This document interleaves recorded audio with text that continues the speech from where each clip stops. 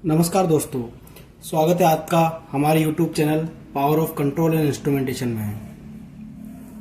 दोस्तों, जैसा कि लास्ट टाइम हमने देख रखा है कि जो हमारे सिग्नल्स होते हैं वो DCS से फील्ड तक कैसे जाते हैं या फिर फील्ड से DCS तक कैसे आते हैं।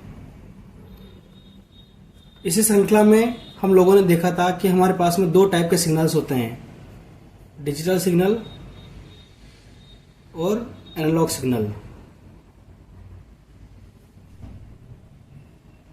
डिजिटल में भी दो टाइप के सिग्नल्स होते हैं, डिजिटल इनपुट सिग्नल और डिजिटल आउटपुट सिग्नल। और एनालॉग में भी दो टाइप के सिग्नल होते हैं, एनालॉग इनपुट सिग्नल और analog output signal. Digital input signal DCS तक कैसे आता है उसके ऊपर हमने वीडियो बना रखा है और आपको समझा भी रखा है। डिजिटल आउटपुट सिग्नल DCS से फील्ड तक कैसे जाता है उसके बारे में हमने जान रखा है। एनालॉग इनपुट सिग्नल जो हमारा होता है वो फील्ड से DCS तक कैसे आता है इसके ऊपर भी हमने चर्चा की हुई है। लास्ट हमारा जो बचता है एनालॉग आउटपुट सिग्नल। तो एनालॉग आज हम बात करेंगे एनालॉग आउटपुट सिग्नल। अब आउटपुट है, दैट मीन्स DCS से फील्ड तक कैसे जाता है। ठीक है, तो एनालॉग आउटपुट सिग्नल दोस्तों, एनालॉग आउटपुट सिग्नल किसे बोलते हैं और क्या होता है और ये फील्ड तक जाता है उससे के ऊपर आज अपन डिस्कशन करेंगे। तो सबसे पहले बात करते हैं कि एनालॉग आउटपुट सिग्नल होता क्या है। एनालॉग आउटपुट, ठीक है, एनालॉग सिग्नल के ऊपर हमने ऑलरेडी डिस्कस किया हुआ है कि हमारा एनालॉग सिग्नल्स क्या होते हैं। एनालॉग सिग्नल्स ऐसे सिग्नल्स होते हैं जो कि टाइम के साथ वेरी करते हैं। अगर टाइम है और इधर इसका वैल्यू है तो टाइम के साथ में ये सिग्नल्स वेरी करते हैं। ठीक है, टाइम के साथ में जो सिग्नल्स वेरी करते हैं उन्हें हम एनालॉग सिग्नल्स बोलते हैं। एनालॉग इनपुट सिग्नल्स के ऊपर हमने लास्ट वीडियो में डिस्कस किया हुआ है। आज हम बात करेंगे एनालॉग आउटपुट की। तो एनालॉग आउटपुट क्या होता है दोस्तों, क्या होता है एनालॉग आउटपुट? जैसे कि एनालॉग आउटपुट मतलब कि हमको फील्ड में कोई एनालॉग सिग्नल देना हो तो उसे हम AO सिग्नल या एनालॉग आउटपुट सिग्नल कहते हैं। ठीक है, तो ये कहाँ यूज होता है और एनालॉग आउटपुट सिग्नल्स की जरूरत कहाँ पड़ती है। देखिए दोस्तों, जैसे कि मान लीजिए कि मेरे को कोई मोटर है मेरी, ठीक है, मोटर है, इस मोटर को मेरे ने VFD से जोड़ा हुआ है, VFD। ठीक है, अब VFD क्या होता है? मेरा वेरिएबल फ्रीक्वेंसी ड्राइव। ठीक है, दैट मीन्स VFD में हम लोग क्या करते हैं कि हम स्पीड को, मोटर की स्पीड को वेरी कर सकते हैं VFD के थ्रू।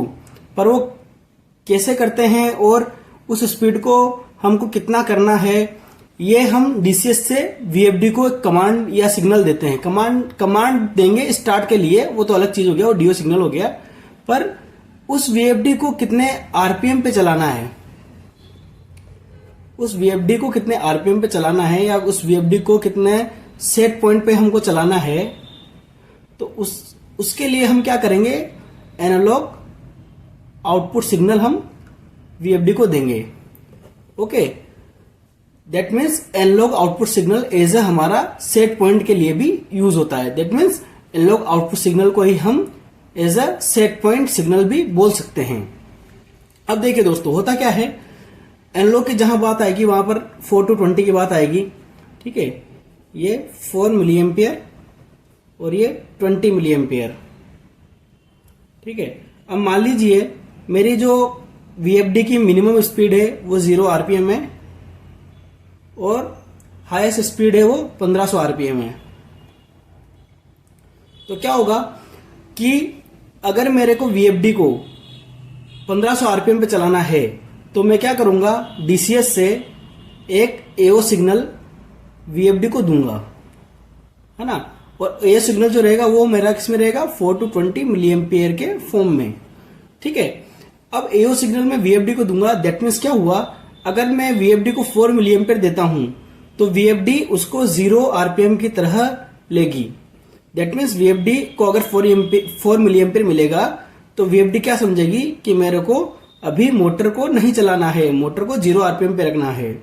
और जब डीसीएस से मैं अगर 20 मिली एम्पियर वीएफडी को दूंगा, 20 मिली एम्पियर दूंगा, तो वीएफडी को जब 20 मिली एम्पियर मिल जाएगा तो वीएफडी अब क्या समझेगी कि मेरे को 20 मिली एम्पियर मेरे डीसीएस से मिल रहा है, और 20 मिली एम्पियर पे जो उसका स्केलिंग है वो 1500 आरपीएम हमने किया हुआ है वीएफडी पर, तो वीएफडी मोटर को 1500 आरपीएम पे रन कराएगी।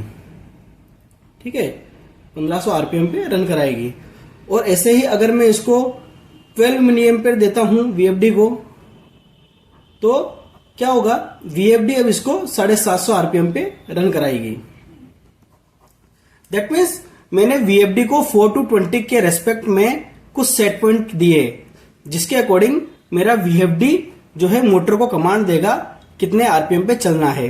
सेम स्केलिंग वीएफडी में जो हम स्केलिंग करते हैं 0 से 1500 आरपीएम की, वही स्केलिंग मेरे को मेरे डीसीएस के जो मेरा सेट पॉइंट वाला एड्रेस है उस पर भी वही सेम स्केलिंग करनी पड़ेगी। नहीं तो क्या होगा, मैं उधर से 4 to 20 में कुछ और दूंगा और वीएफडी किसी और आरपीएम पे चलेगी। तो जब भी एनालॉग सिग्नल की बात आती है, हमको दो चीजों का ध्यान रखना होता है। एक तो कि वो 2 वायर या 4 वायर है, और दूसरा उसका स्केलिंग कैसे किया हुआ है। ठीक है, तो स्केलिंग हमको डीसीएस पे बराबर रखनी है, डीसीएस पे भी सेम स्केलिंग रखनी है जो कि हमने वीएफडी में डाली हुई है। तो ये एक एग्जांपल है एनालॉग आउटपुट सिग्नल्स का, है ना। ये एक एग्जांपल के थ्रू हमने देखा कि एनालॉग आउटपुट सिग्नल्स होता क्या है। ठीक है, अभी ये सेट पॉइंट के लिए यूज होता है। जनरली जो एनालॉग आउटपुट सिग्नल होता है वो सेट पॉइंट के लिए ही यूज होता है। नेक्स्ट जो अगर इसका यूजेस हम देख सकते हैं, नेक्स्ट यूज इसका हम कहां कर सकते हैं। नेक्स्ट यूज जैसे कि मान लीजिए फील्ड से कोई सिग्नल आ रहा है ना, फील्ड से मेरा कोई सिग्नल आ रहा है, एआई से मेरा फील्ड से सिग्नल आ रहा है, प्रेशर का कोई सिग्नल आ रहा है, वो मेरे डीसीएस पे आ रहा है। ठीक है, अब ये प्रेशर का कोई सिग्नल है ना, 0 से 10 बार का इसका स्केलिंग है, ये मेरा डीसीएस पर आ रहा है। ठीक है, अब क्या होता है दोस्तों, कई ऐसे सब कंट्रोल सिस्टम होते हैं, कई ऐसे पैनल्स होते हैं जिनमें क्या होता है कि ऑपरेशंस के लिए उनकी कुछ कंडीशंस होती है। ठीक है, तो मान लीजिए कोई एक मेरा सब कंट्रोल सिस्टम है जिसपे ऑपरेशन की कंडीशन है कि मेरे को पर्टिकुलर उस जगह का जो प्रेशर है वो मेरे को 5 बार से ऊपर चाहिए। ठीक है, तो उस केस में क्या करेगा डीसीएस, इसको ये एआई सिग्नल मेरा पहले मैंने फील्ड से ले लिया जहां से लेना था, और इसी का सिग्नल अगर इसको मेरे सब कंट्रोल सिस्टम को चाहिए तो उसको क्या करूंगा, डीसीएस पे लाके यहां से इसको सिग्नल दे दूंगा। तो ये तो मेरा एआई बन गया, और ये एआई डीसीएस के आने के बाद में यही मेरा एओ बन गया, इसी को मैंने एओ बना के निकाल दिया। तो इस तरह से एनालॉग आउटपुट सिग्नल का एक दूसरा एग्जांपल है। ये एनालॉग आउटपुट सिग्नल कहां जाएगा, इस एससीएस के पास जाएगा, जो कि इसको क्या बताएगा कि उस जगह का टेम्परेचर जहां आपको रिक्वायरमेंट है वहां पर प्रेशर, जो एक्चुअल प्रेशर वहां चल रहा होगा वो इसको फीड कर देगा, वो इसको दे देगा। तो ये डीसीएस के लिए तो एक एज एओ सिग्नल हो जाएगा, और इस सब कंट्रोल सिस्टम के लिए ये एज एआई सिग्नल हो जाएगा। तो इस तरह से हमारा एओ सिग्नल दोस्तों काम करता है। मैक्सिमम यूज इसका हम सेट पॉइंट के लिए ही करते हैं, जैसे कि मेरे को वीएफडी का सेट पॉइंट देना हो तो उसके लिए मैं यूज करता हूं।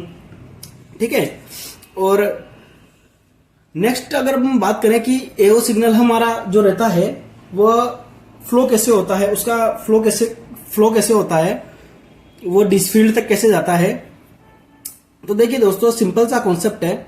सबसे पहले हम हर जगह बात करते हैं, हमारा स्काडा होता है। ठीक है, स्काडा जो मेरा कम्युनिकेट करता है वो कंट्रोलर से या पीएलसी से, जो मेरा रहता है कंट्रोलर में, इसको लिख देता हूं।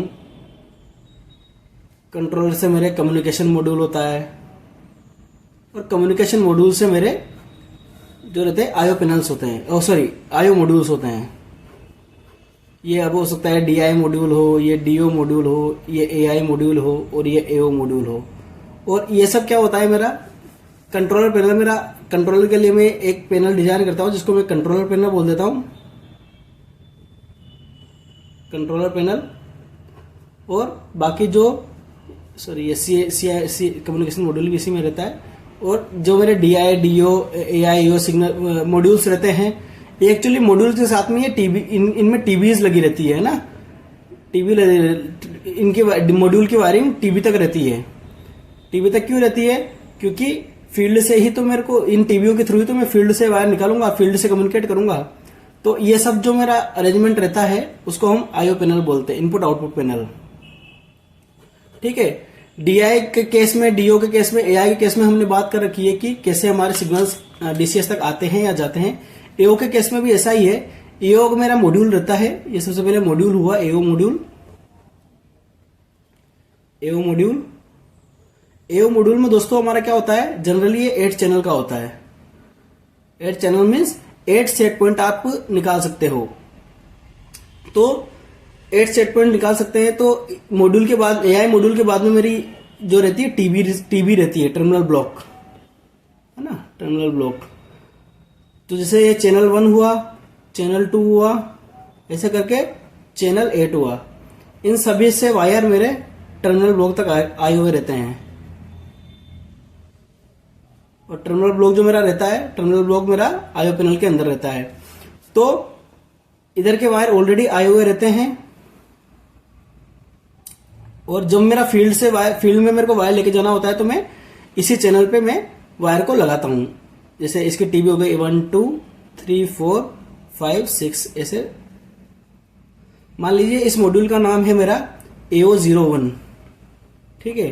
तो मैं इस टीबी का नाम दे दूंगा AO01 TB1, AO01 TB2, AO01 TB3, AO01 TB4, ऐसे करके मैं इसका नोमेनक्लेचर कर दूंगा, नामकरण कर दूंगा, जिससे मेरे को पता रहे कि ये जो चैनल 1 है वो कौन से टीबी पे जा रहा है और चैनल 1 का एड्रेस क्या है।